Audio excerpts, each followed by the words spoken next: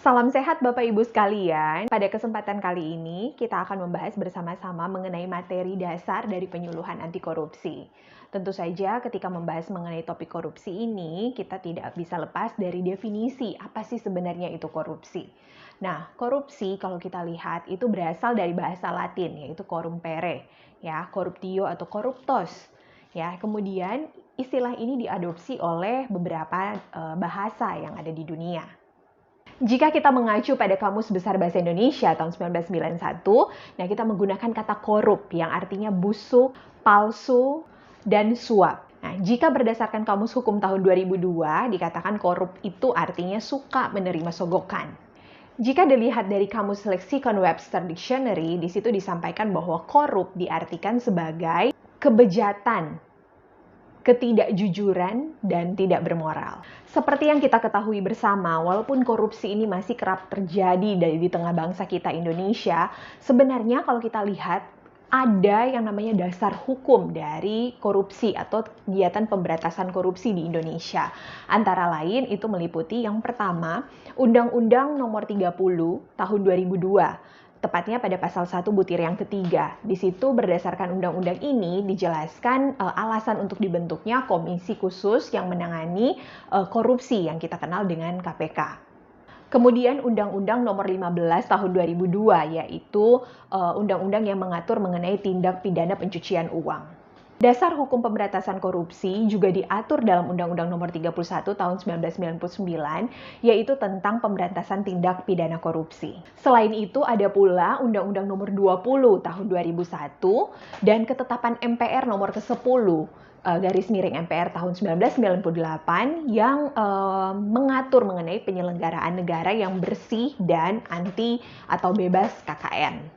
Aturan yang lebih lama dari itu bisa kita lihat dalam Undang-Undang Nomor 13 Tahun 1971 tentang pemberantasan tindak pidana korupsi dan instruksi dari Presiden Nomor 5 Tahun 2004 yaitu tentang percepatan pemberantasan tindakan korupsi. Bagian berikutnya adalah bagian yang mungkin masih banyak orang yang belum tahu sehingga akhirnya banyak anggota masyarakat yang sebenarnya sudah melakukan tindakan korupsi tetapi karena kurang edukasi dia tidak mengetahui bahwa tindakan yang sudah dia lakukan itu adalah tergolong tindakan korupsi. Karena sebenarnya ada 30 bentuk atau 30 jenis tindak pidana korupsi yang dirumuskan dari dari 13 pasal dalam Undang-Undang Nomor 31 Tahun 1999 dan juga Undang-Undang Nomor 20 Tahun 2001. Nah, dari ke-30 delik atau ke-30 jenis kegiatan yang tergolong pada kegiatan korupsi ini, kemudian dikelompokkan menjadi 7 kelompok kegiatan yang termasuk pada aktivitas yang berhubungan dengan korupsi. Nah, coba Bapak Ibu periksa apakah Bapak Ibu sendiri mungkin pernah atau kita ya, saya juga mungkin ya, pernah melakukan ke-7 dari kegiatan ini. Yang pertama itu adalah kegiatan kerugian keuangan negara. Ya, kegiatan yang mengakibatkan terjadinya kerugian keuangan negara. Kemudian yang kedua adalah suap menyuap, ya. Yang ketiga adalah penggelapan dalam jabatan. Ya. Kemudian yang keempat pemerasan. Yang kelima perbuatan curang. Yang keenam itu adalah benturan kepentingan dalam misalnya pengadaan. Dan yang ketujuh yang mungkin secara tidak sadar kita sering lakukan itu adalah gratifikasi.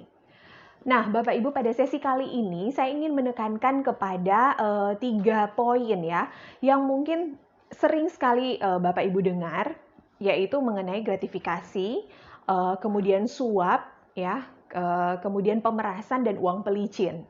Nah, mungkin ada di antara Bapak Ibu yang belum tahu apa itu, apa bedanya dari keempat hal tersebut gitu ya. Nah, di sini saya akan coba jelaskan. Kalau kita bicara mengenai gratifikasi, itu berarti kita melakukan pemberian dalam arti yang memang luas ya. Nah, meliputi misalnya pemberian uang, kita berikan barang, kita berikan diskon, potongan harga gitu ya. Kemudian tujuannya sebenarnya untuk memberikan hadiah. Tapi sebenarnya apakah ini tergolong pada korupsi atau tidak? Nah, atau digolongkan sebagai tindakan ilegal, memang perlu pemeriksaan lebih lanjut. Apakah memang ada hubungannya dengan jabatan dari seseorang? Nah, kalau memang ada hubungannya, berarti itu termasuk kegiatan korupsi dan ilegal. Tetapi jika memang murni adalah pemberian, maka itu hanya tergolong kepada kegiatan pemberian biasa.